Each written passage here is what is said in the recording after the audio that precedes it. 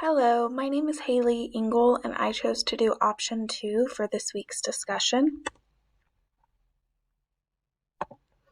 So according to the intersection of digital and media literacy, the skills that we are supposed to prepare our kids with are 21st century skills that are needed for living and working in media and information-rich societies.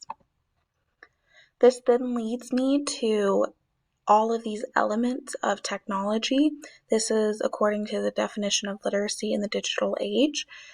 With this, I feel like I do a really good job of hitting on several of these skills.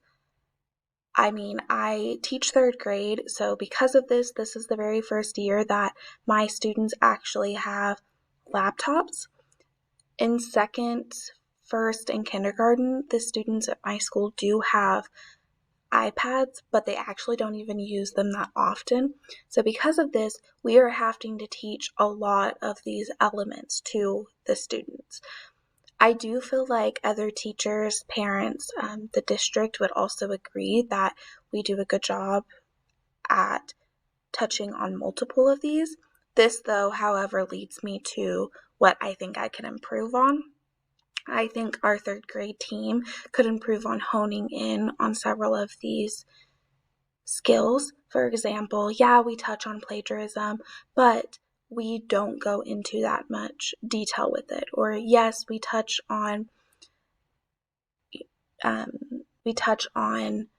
creating things, but we may not go into that much detail. I will say the one that I think that we do the best on is consuming, curate, and create actively across contexts. I try to have the students, mostly we do like Google Drive, because I know that they do that a lot in 4th and 5th and higher on, but I do try to use some other different websites to help the kids familiarize with trying to create something on a different website. But again, it is hard because these students have never used a laptop or never used technology most of the time. But yes, thank you for watching.